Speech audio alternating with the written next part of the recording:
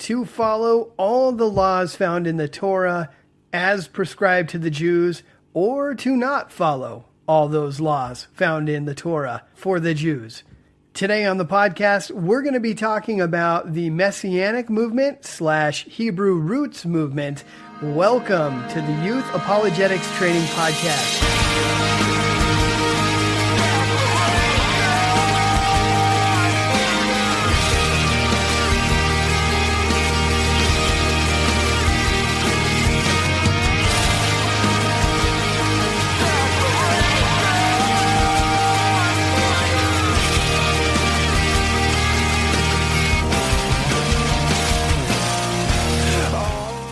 So I told you that a couple weeks ago, yes, I've been missing in action for a couple weeks, that I was going to go to an undisclosed location on a mission trip. Well, that mission trip is now over. I'm back. I'm safe. The trip that I went on was a little bit risky. I went to China, guys. I went to, started off in Hong Kong, and then I was part of a study Bible and pastoral materials, teaching materials, smuggling mission. Yeah, you heard me right. So yeah, some of you are going to be like, "Oh my goodness, you're dumb." And yeah, that was a little risky. On the other hand, I suppose it wasn't as risky as some people have said. Generally, as an American, if you do get busted, and I did get busted. I did get detained on one of my runs. One of the craziest experiences I've ever been part of.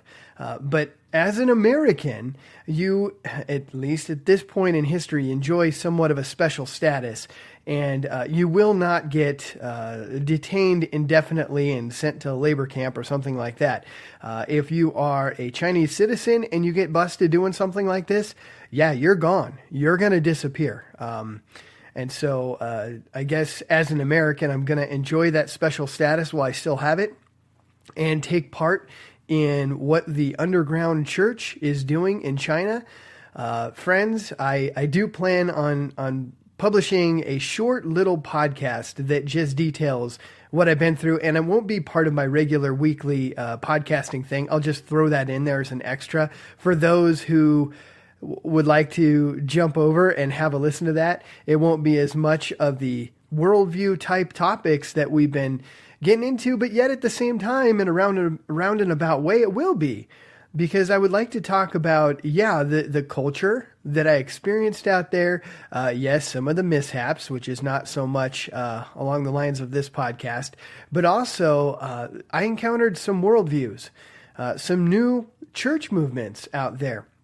In fact, these new church movements that I encountered, I'm going to probably try and record a couple podcasts for my new family on the China side to download. It's kind of tricky. They have no access to Google. Google's banned in China. Gmail is banned in China. Facebook is banned in China. But somehow, some way, I'm getting tons of downloads from China. And that's not just the Hong Kong side. That is all over mainland communist China. I asked some of the missionaries out there about that, and they said, well, there's always ways through the Great Firewall. That's what they refer to it as, the Great Firewall of China. And so there are a couple movements out there that are actually stirring up a lot of problems for the church in China. Now, what I experienced when I was out there is that the church in China is very young and perhaps not as learned as your American believer. And I think that's because it's so hard to get your hands on good, first of all, a good Bible. And second of all, we have access to all these commentaries, millions of podcasts, going to church on a Sunday and having a pastor who has spent considerable amounts of time studying the scriptures and really knowing what they're talking about.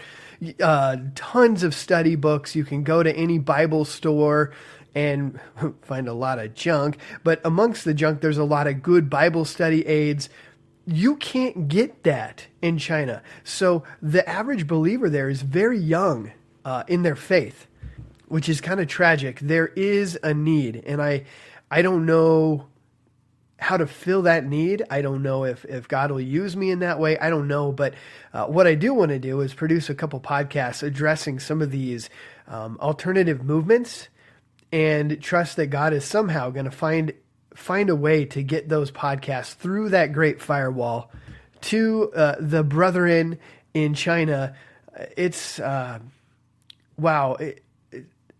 Guys, my heart's been changed. Really, that was a moving experience in so many different ways. I've experienced so many strange and wonderful things. It was quite the adventure. I can't wait to just sit down and spend about a half hour, 45 minutes for those who are interested in hearing it, and just go over some of the stuff we experienced. I mean, everything from getting busted on one run and being detained to making it through on another. Some of the crazy, almost spy versus spy. I felt like I was in a spy movie trying to get these things over, and the experiences we had.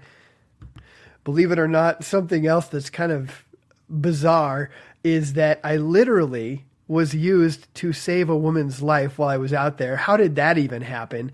But I just happened to be at the right place at the right time, and had I not been there, she would have died. Very strange. How did all that happen? I don't know. But my experiences on a 41-hour train ride, I am so glad I went through that. But having said that, I will never do that again. Yeah. Last time I said I'll never do something was earlier this year. I was in San Francisco with my wife. We went to Chinatown. And after experiencing Chinatown, I looked at my wife and said, I will never go to China. No way, never. And she looked at me and she's like, those are famous last words. And yeah, lo and behold, later that year, I was on a plane to China. Oh, God's got a strange sense of humor. But yeah, that train ride that we went on was something else. I'll tell you about that too. Yeah, I'm hoping to sit down and really record something to give you guys a taste of that. I have a couple ghetto recordings of what praise and worship sounds like in the underground church. Oh my goodness, guys. I can't even play them to people that I know without tearing up and becoming kind of a wreck. In fact, I'm kind of having that problem right now. What an experience, guys. Wow. What an experience. So I'll be looking forward to that. That'll be coming up the road. I do have 3 podcasts, counting this one, already recorded on common pitfalls of the Messianic movement. After that, I do have Jill Martin lined up to talk about Kabbalah. And I also have been going back and forth with Randall Price, the archaeologist Randall Price, to talk about biblical archaeology. I'm still hoping to get Sharam Hadian on. It's really difficult to get a hold of him. He's been on the road with conference, which always has an amazing lineup of people. And so it's been very difficult trying to get a hold of him and getting back and forth with him. But I'm hoping to get him on. And I've got some other exciting plans, too, for future podcasts that I'm kind of getting pumped about. But anyway, enough of that. Let's go ahead and jump in here and start talking about common pitfalls of the Messianic movement. Okay, like I mentioned in the introduction, many of you have written me over the last couple of years asking me to talk about the Hebrew Roots / Messianic movement. And I've been putting this off for quite some time, and now I believe it is the time to go ahead and do this. Who is what is the Hebrew Roots movement, and what do they believe? There are so many beliefs that are part of this movement that are rock solid, and there are many things that you find amongst these crowds that, can be damaging to your walk with Christ. And so today, as we explore the beliefs of the Messianic movement, Realize, first of all, that I am somewhat painting with a broad brush. These movements are so far and wide. They're so diverse. They're so different. I've been to so many of these different congregations and seen how they operate. It's really hard to lump them all into one category. So just realize that as I'm describing the different things that we're going to talk about, just realize that not all Messianic movements are the same, okay? Many of them are completely and totally Christ-centered, grace-driven, and then you'll find others that really err on the side of legalism. So today, we're going to be discussing these movements, some of the common beliefs that you'll find amongst these crowds. And many of you're going to find that, oh, wow, I have been exposed to these guys in one place or another. I also want to start by saying that many of these Messianic congregations really are just fine, okay? They don't really have any problems. But as we look at these movements, we're going to be discussing some of the common pitfalls that you find amongst the Messianic/Hebrew Roots crowd. And also, as we progress through these podcasts, I'm just going to refer to them, for the most part, as the Messianic movement. But just know that I'm also talking about the Hebrew Roots movement as well. They're pretty much one and the same. So, let's just jump right in. Let's look at some of these various beliefs. First of all, I guess the best way to sum this movement up is that there is a push to get back to the Jewish roots of the Christian faith. And when you look at it strictly from that perspective, there's not really anything wrong with that. Many of these movements are looking to find that Jewish root to our faith. Where we run into some major problems is where a lot of these groups start getting tied up in legalism and this feeling of elitism, okay? One of the things that you'll find amongst these movements is a emphasis on celebrating and observing the feasts. I've done a series on observing the feasts. And friends, if you haven't observed the feasts, you really ought to check that out. Perhaps even checking that out within your own church. I know that within our church, the church that I attend, we observed the Passover last year. It was awesome. It's very educational to walk through the customs, the beliefs, not man's traditions that you'll find. There are so many traditions of man that you're going to find in these feasts, okay? But if you can get back to the biblical foundation of them, what's so fascinating, what's so amazing is how they point towards Christ. In every direction that you go as you're working through these various feasts, you're going to find that Jesus seems to be the focus of all of them. The spring feasts having to do with Christ's first coming, and the fall feasts having to do with his second coming. It's fascinating stuff. So for more information on that, check out my series on the feasts. That was back when I was doing podcasts that were about 15 minutes in length. But there's some really interesting material there where you're going to see that everything that happens during these feasts has some kind of Christ-centered focus. It's amazing. And I mean, isn't that what you find throughout the whole Old Testament? You find Jesus everywhere you look. It's as if God was planting seeds and having the message of the cross embedded everywhere you go throughout the Old Testament. The solution to our problem, which is sin. But one of the pitfalls that the Messianic movement often fall into is a not just an emphasis on observing the feasts, but rather that you must observe the feasts. And many of you know that I have a past in the hyper-charismatic church, and there is some overlap between the Messianic movement and the hyper-charismatic movement, okay? Not all Messianic believers are hypercharismatic, and not all hypercharismatic believers are Messianic. But there seems to be kind of an overlap that you experience. In the church that I attended, there were the blowing of shofars a lot of times to start off the service. Okay, the shofar is that curved ram's horn that you find throughout the Old Testament and the New Testament. The priests would use them to announce so many different things. Calls to war, calls to come to the temple, various blasts of the shofar during the Feast of Trumpets.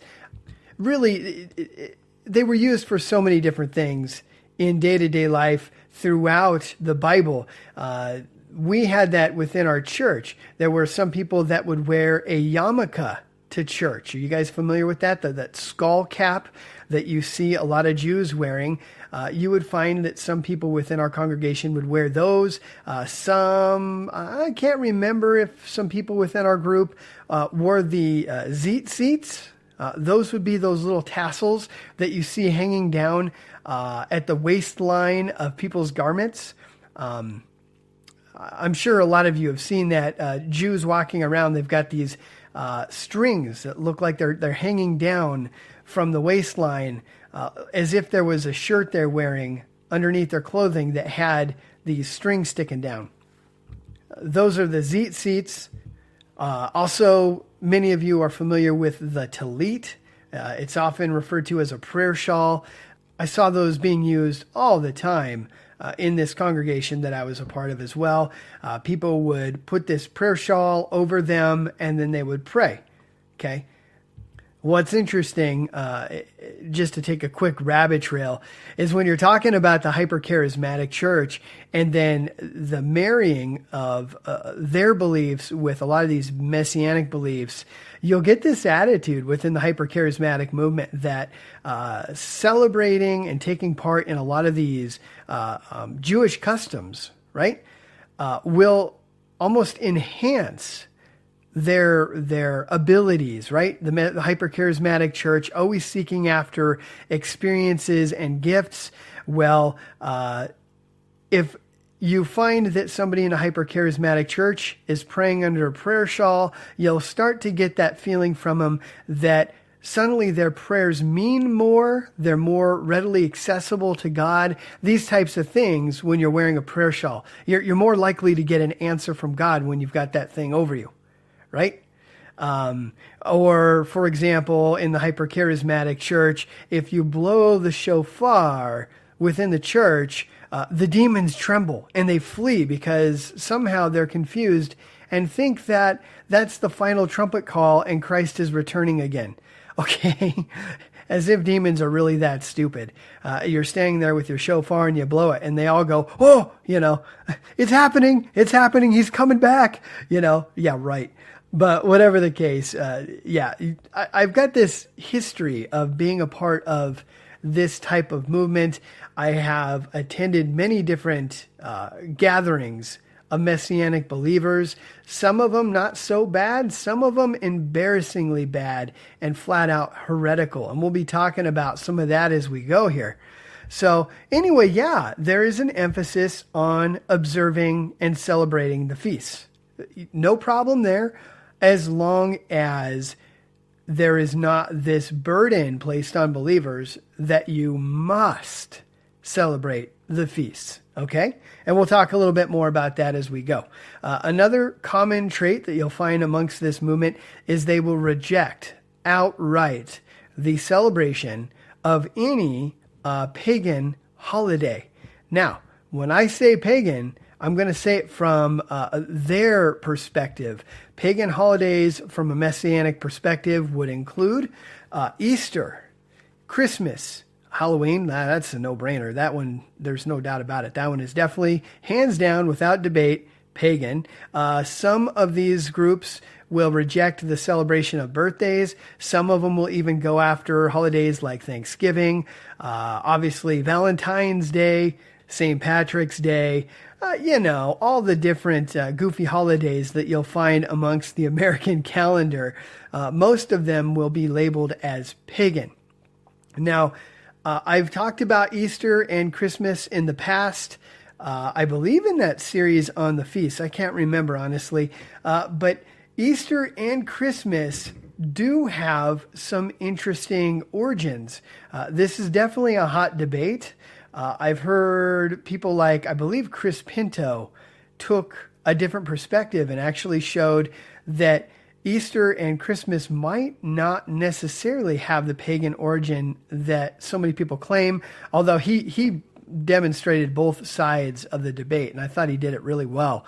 But yeah, Easter and Christmas, I've heard everything from Easter finds its foundation amongst the Druids and how they would go to these caves every year at Easter time, and they would take these 3-month-old babies and cut open their belly and then dip Easter eggs in them. And then, dying Easter eggs, right? And then would have a massive orgy in the blood, okay? And that orgy then would produce next year's babies, next year's 3-month-old babies.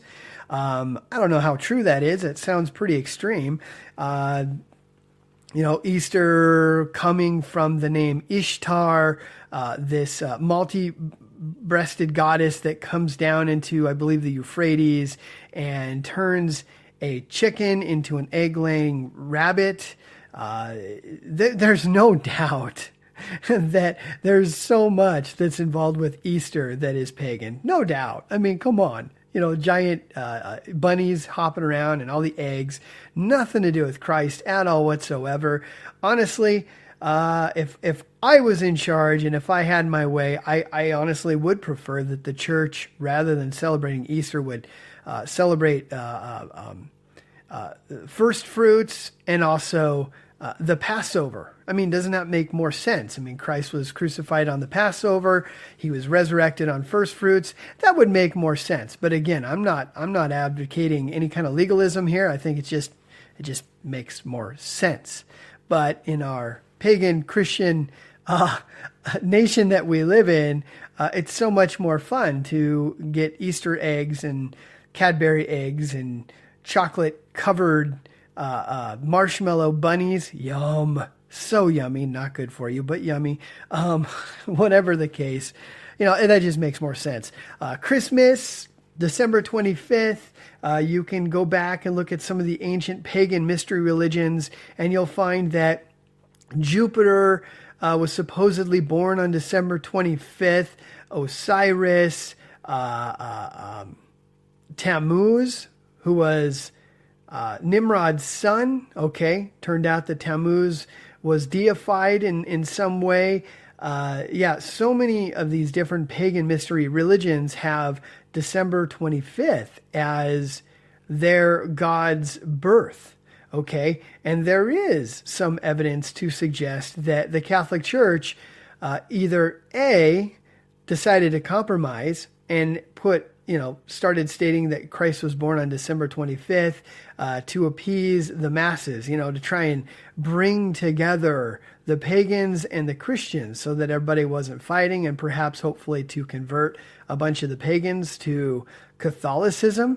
Boy, isn't that what we see nowadays with Catholicism making all these inroads, these ecumenical moves to try and pull together all the air quotes here, Christian-esque looking faiths that are out there, including Mormonism, which is nothing Christian about it.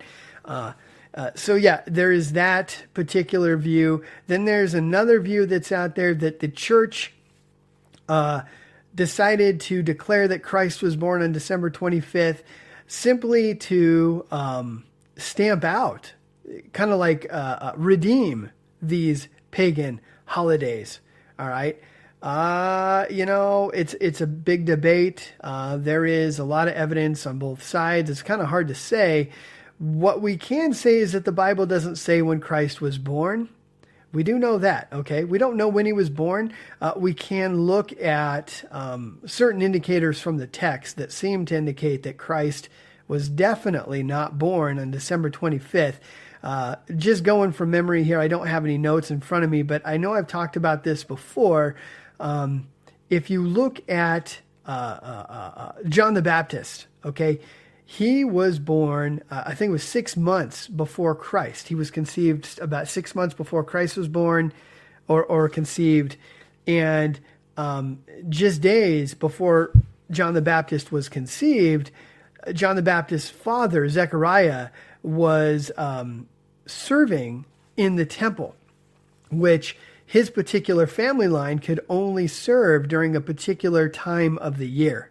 So you're able to look at that time of the year and then add a few days and then count forward 6 months and then look at the time at which Christ would have been born. And most likely was actually probably around the time of the Feast of Tabernacles. So, I don't know, kind of interesting. Whatever the case, within these Messianic movements, there is a strong rejection of celebrating Easter and Christmas. And I actually strongly object to celebrating Halloween personally. Birthdays, I don't have a problem with that. Thanksgiving, yeah, let's eat. But they will strongly object to all pagan holidays. Some of these Messianic movements will actually consider it a sin to observe these holidays. Some of them are a little bit more graceful and merciful. So that's another thing. And many of these Messianic movements will point out that Catholic pagan influence connection with these holidays. Another thing that you're going to find common amongst these groups is an emphasis on worshiping and coming together for your church, for lack of a better way to say it, your fellowship with other believers. Rather than Sunday, they will do it either on Saturday or Friday night. I think Friday night is technically the right time to do it. I mean, if you were gonna try and come together and observe the Sabbath, Friday night is historically how that would work, because Friday night would be the beginning of the Sabbath, and that was how they did it. But whatever the case, that's kind of a hot debate too amongst many of the Messianic crowd. They will not worship on Sunday. Some will go as far as to say, if you worship on Sunday, you're not saved. Okay. Some of them will say that if you worship on Sunday, you have taken the mark of the beast. Yeah, show me that from Scripture. I mean, when you look at the mark of the beast in the book of Revelation, it's talking about a mark in your right hand or in your forehead. Where you stretch that to make the mark of the beast into Sunday worship, I mean, that's some serious gymnastics right there. But there are many who will say that you really should come together and worship on Saturday or, the seventh day of the week rather than Sunday. I have recorded a series on this topic, so I don't want to spend too much time talking about this. The reason why the church meets on Sunday, in a nutshell, is because Christ rose on the first day of the week, and after that there was like this shift. And you see it throughout the book of Acts. Again, check out my series on should we worship on Saturday or Sunday? Because as you follow through the New Testament, mostly the book of Acts, I mean, that's where you're going to find the most history as far as that goes. You're going to see that everybody came together on Sundays to commemorate Christ's resurrection. And so that's where that new tradition started. They'd get together on Sundays, not Saturdays, not on the Sabbath. They got together on the first day of the week. It says it over and over, the first day of the week, the first day of the week. They'd get together, they would worship, they would teach each other, and they would also collect offerings to help out other believers. And so that sounds a lot like church, doesn't it? So I don't know. I mean, if a person wanted to make an emphasis and say that worshiping on Sunday was taking the mark of the beast, then you would also have to say that all the new believers in the book of Acts took the mark of the beast. Sorry, but no. Yes, the fourth commandment is to remember the Sabbath and keep it holy. And so, check out my series on that topic. It is a hotly debated topic.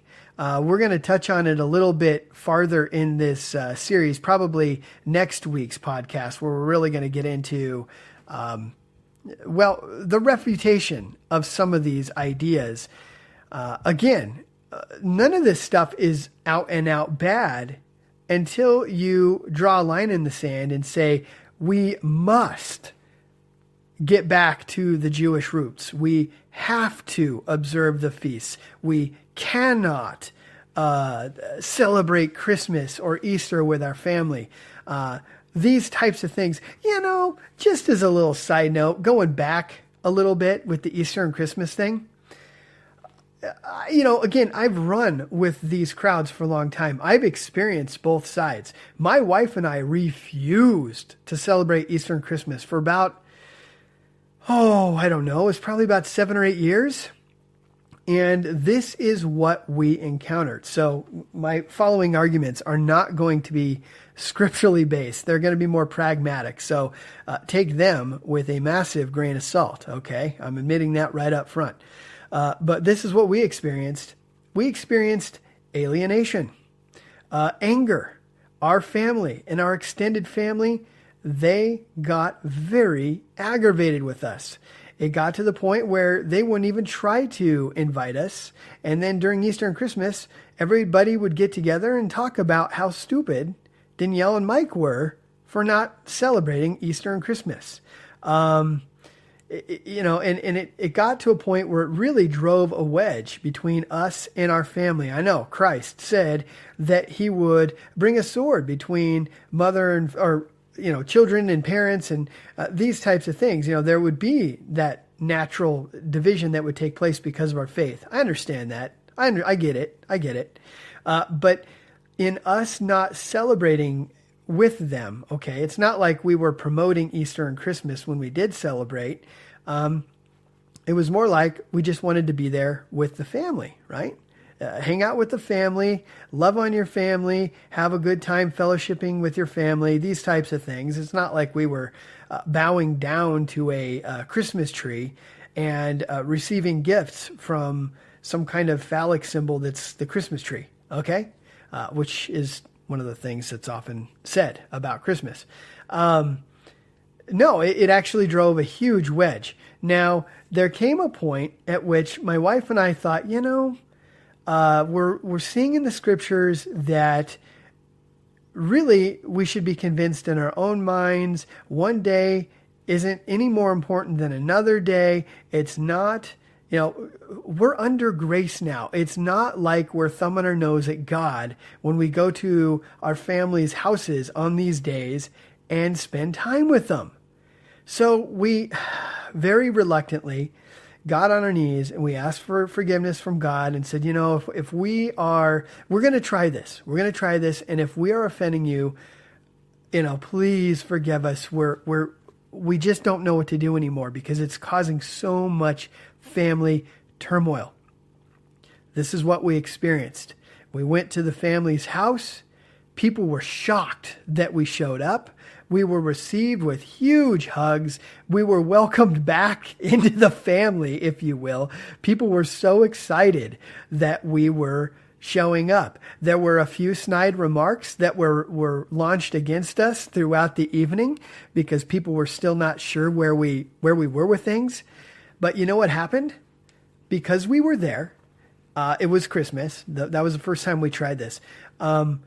Because of this, I had so many different conversations throughout that night to witness and to share Christ with so many different family members. Guys, that was the fruit of that. And now when we go and hang out with the family on Christmas and Easter, see, it's those 2 days a year where the rest of the unchurched nation at least acknowledges that there's some kind of Christ-centeredness going on, right? At least the Bible and Christian concepts are fresh on their mind during Easter and Christmas. And many of them are the type of Christians that only show up to church on Easter and Christmas. And that is that time where you use those already accepted cultural norms to springboard into the gospel. I'll tell you what, I mean, we've had more witnessing encounters on Easter and Christmas than any other days of the year when it comes to our family. So again, pragmatically speaking, wow, that really worked out. Whereas before, our Christian witness meant nothing. I mean, we were so alienated, so weird to the rest of the family. They didn't want anything to do with our faith. Okay? But we're under grace. And we went to these gatherings, started going to these gatherings. We're still kind of leery about Halloween. I mean, it's just a disgusting holiday, honestly. So yeah, leave that one to the side. That is just trash, Halloween. But Easter and Christmas, it was like, you know what? Let's show up. Let's eat with them. Let's love on them. Let's use any opportunity we can to share the gospel. And you know what? We were welcomed with open arms and had amazing success in speaking with our family and reestablishing those links where we are able to have a witness there. It has had nothing but good fruit ever since we decided to open that door back up. Now, if I'm wrong about that, and I'm pretty certain I'm not, as we're going to discuss scripturally why we took this stance, God forgive me. But I don't think so. When you look at what the Bible says, it's a non-issue. It really is. So be convinced in your own mind. I mean, if you're feeling convicted about it, then you probably shouldn't, right? So next, another thing that you'll find amongst these movements is a strong emphasis on the Torah. Nothing wrong with that. Oh, Torah. Let's define terms. Also known as the Pentateuch, it is the first 5 books of the Bible, the first 5 books written by Moses. The Torah, so Genesis, Exodus, Leviticus, Deuteronomy, and Numbers. A really strong emphasis on the Torah. Many of these groups will get together on their Friday nights or Saturdays and will study the Torah. Okay? Again, nothing wrong with that as long as you're not neglecting the rest of the Bible. And that is actually what usually ends up happening amongst these movements. See, there is a feeling, and often a flat out teaching, that the Torah, being the foundation of the Bible, is more important. And in fact, there's kind of this unspoken feeling that you get amongst the Messianic crowd that the Torah is more inspired and the rest of the Bible is actually less inspired. As if God, he was really intent on making sure every last jot and tittle of the Torah is perfect. And then the rest of the Bible, well, he just kind of winged it. You know what I mean? And so there's a strong emphasis on the Torah and a weakened, diminished emphasis on the rest of the Bible, especially the New Testament, which is tragic in my opinion. I've found that many that are part of this movement, they know the Torah inside and out, which is cool. But then when you start talking the New Testament, they almost, get this scoffing attitude like, oh, well, that book's, that part of the Bible has a Greek mindset and, it's lesser. Okay. It's almost like the crumbs that were left over from the master's table, if you will. Okay. And I guess that leads me to the next point. There's an overemphasis on all things Hebrew. Okay. So they want to learn as much Hebrew as they can. There is absolutely nothing wrong with that.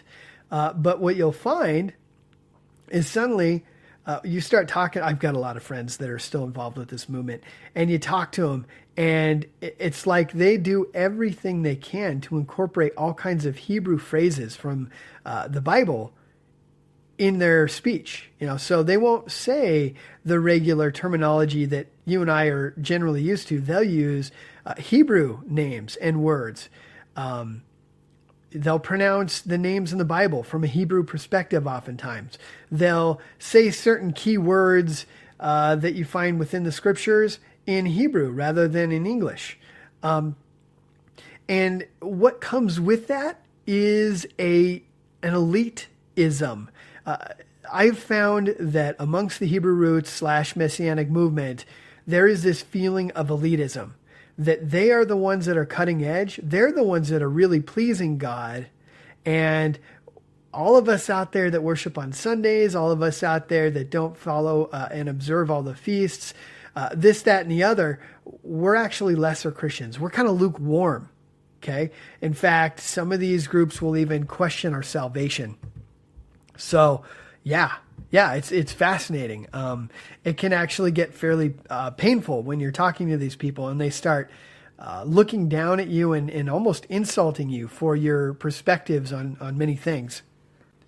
So yeah, and I guess on that note then, also the New Testament, it is claimed that all the books in the New Testament were originally written in Hebrew. Guys, that very well could be. I haven't looked into that debate too deeply, but I can say this. I have found no evidence at all whatsoever of the New Testament, any of the books being written in Hebrew. One of these days I'll do a study on that. I'll probably bring in an expert, somebody that studied the New Testament in the Greek, in depth and really knows their stuff, and say, okay, if the New Testament was translated from Hebrew, we should find some grammatical indicators in the Greek that originally it was written in Hebrew. I would imagine we'd find a great many different things in the Greek grammatically that would tell us, that would indicate that these books were originally written in Hebrew. We have not found any Hebrew manuscripts, as far as that goes. There's nothing that we can find that traces back that we can say, see, here's the book of Matthew, and it's dating older than these other manuscripts, and it's in Hebrew, and you can see where they translated it, how they translated it into Greek. No, we don't have any of that. So, sorry, it's just not there. Also, there's a strong emphasis on reading all things from the Bible from a Hebrew perspective. So, like I said, if you have it's an insult to have a Greek mindset. Guys, the writers of the New Testament, they spoke and wrote the Bible in Greek. That was kind of like English is nowadays. That's what Greek was during the time of Christ and shortly thereafter. There was a period of time where, because of Rome, and that old saying, all roads lead to Rome, Romans started building roads all over the place. They were conquering militarily, and they had such a strong influence and a big empire that the Greek language became the dominant language of that time, just like English is now. You can go to just about any country in the world, and you'll find that a good percentage of the population knows English. And that's why I am blessed to have this ministry, that I was born in America. I know English, and now I'm able to put these podcasts out, and I get people all over the world. I see downloads coming from every single country in the world of the material that I'm putting out, because they can understand what I'm saying. How cool is that? What an amazing time to be alive. Well, likewise, the writing of the New Testament, it was written in Greek because that was the dominant language of the day, and it could be broadcast far and wide, and everybody, for the most part, would be able to understand it. And it was rapidly translated into other languages because of that, because people in other areas were like, oh, well, I know Greek. I'll translate that into my native tongue, and then my people will be able to understand it even if they can't read Greek. And that's how God was able to spread Christianity like wildfire. I mean, there was no time in history that God could have done this better than right then during that Roman Empire, and the Greek language being the prominent language. So anyway, another thing that you might find, this is a little more obscure, okay? Everything that I mentioned thus far, you find in almost all Messianic congregations. Now we're going to get into some of the more obscure ones. There are many Messianic groups out there that reject the writings of Paul. I mean, gasp of horror. What? I mean, this is the guy that was beat, stoned, shipwrecked, imprisoned, flogged. I mean, so many things happened to Paul for the gospel's sake. They reject Paul because of his stance on works versus grace. Paul had a very clear way of speaking, and he flat out, as we're going to see as we progress through this series here, we're going to see that Paul flat out refutes a lot of these ideas. Again, there's nothing wrong with all the things we've mentioned thus far until you start saying you have to. As soon as you say you have to, you have now thrown a stumbling block in front of the Gentiles, and you're causing problems. You're getting stuck in legalism, majoring on minors and minoring on majors.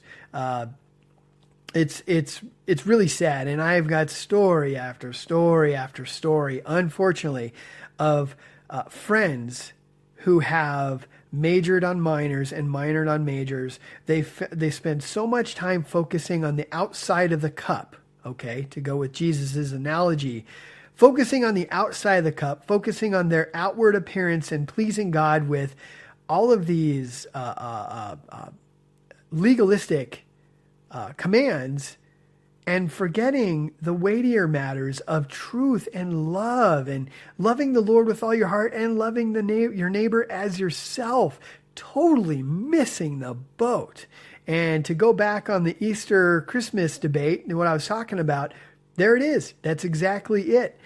We were destroying our relationship with the family by refusing to participate in their pagan holidays.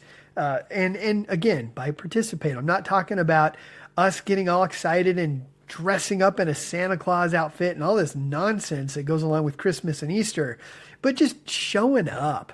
Just showing up. They know our position at this point. We've explained it, but we're there to love them. We're there to break bread with them. We're there to have a good time together as a family, because everybody's there together under one roof, and we're going to have fun with them, and we're going to try and share the gospel in between.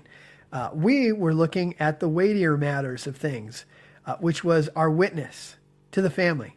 Because let's face it, when you are shutting the doors on all this stuff, people don't admire that. They're not like, wow, I want that faith. No, they're like, that's just creepy. That's just weird. You guys are off your rocker. I don't want anything to do with your God. These types of things. I've seen a lot of children rebel against their parents because of this kind of stuff too. So anyway, going back to Paul, yes, some Messianic groups will reject the writings of Paul. Some Messianic groups will just out and out reject the book of Galatians. I wonder why. That whole book of Galatians is refuting the Judaizers and this really strong emphasis on following all of the Jewish laws and also all the man-made laws that were being followed at the time. Galatians just destroys that idea. I went to a Messianic fellowship where I overheard the guy that was running this fellowship, his name is Mark, overheard Mark saying that they had a Bible study on a different night. And these Bible studies were about an hour and a half to 2 hours long. And they were in the book of Galatians. And they had been in the book of Galatians for a year in the book of Galatians. Now, guys, I know the Bible is packed full of good stuff.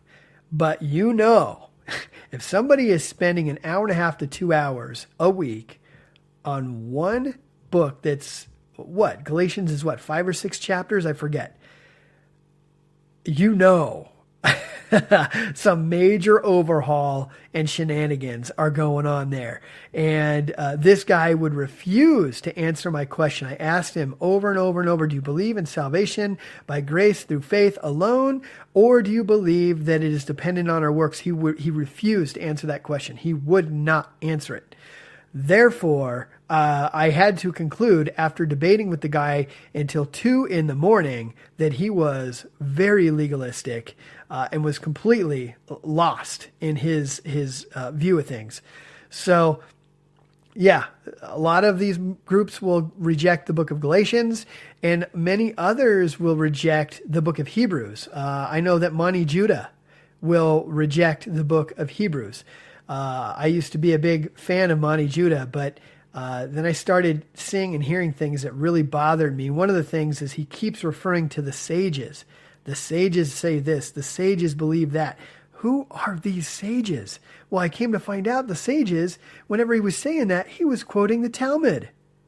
Oh no! The Talmud is a train wreck, a theological train wreck of legalism and man-made rules, Jewish mysticism, Kabbalah. I mean, it is a mess, and it is a Christ-hating group of works. Not good, okay? Don't quote the quote-unquote sages. No. So I lost faith in Monty Judah real quick. He out and out rejects the book of Hebrews. So there's that. Another thing I should have mentioned, this is a common characteristic amongst all of the Messianic movements. So I should have had this in my outline earlier. The observance of all the dietary guidelines that you find in the Old Testament. So don't eat shellfish and don't eat crab. And, oh, I love crab legs. Good grief. Yummy. Don't eat lobster. Don't eat pork. All the different unclean animals that are in the Old Testament, you cannot eat those. And there's that strong emphasis on observing all those dietary guidelines. I had somebody else from this movement tell me that eating unkosher or, not following these guidelines was also taking the mark of the beast. Gasp of horror. Are you crazy? No, Peter, by God's own command, ate unkosher or, disobeyed these dietary guidelines. You will see that many of them just choose to eat, or I keep calling it kosher. It's not kosher. Choose to eat, observing all the dietary guidelines because they want to be pleasing to God. Fair enough. That's fine. I know that there's a lot of health reasons involved with that. I avoid pork personally because I know it's so bad for you. I also avoid lobster and crab because they're bottom feeders and it's so bad for you. And oh, so yummy. Bacon. I miss bacon. I lament and wail and gnash my teeth over bacon. But anyway, I avoid a lot of those foods just strictly because they're so bad for you. And that's all fine and dandy. That's cool. But once you make it you have to, now it becomes legalism, and you see a lot of that going on. So we're at the 45-minute point, which is exactly where I was expecting to be at this point. Next week, we're going to look at many scriptures that are going to refute a lot of these ideas. Should Gentile believers do everything they can to find the Jewish roots of the faith? It's one thing to know and understand and to perhaps even participate for education's sake, and just to kind of round off your relationship with the Lord. That's pretty awesome, if you ask me. It's a whole nother thing when it becomes, this is the only way to really please God. And those that don't do this, they're not really pleasing God. They're kind of lukewarm, and, we should part ways with those types of believers. Okay, now we've got issues. That's a problem. Okay. Oh, you can't call Jesus. You have to call him Yeshua or Yehoshua. These types of things. Okay, so we're going to deal with that next week. So with that, friends, don't miss out. Next week will be fun too. I love you guys, and we'll see you next week.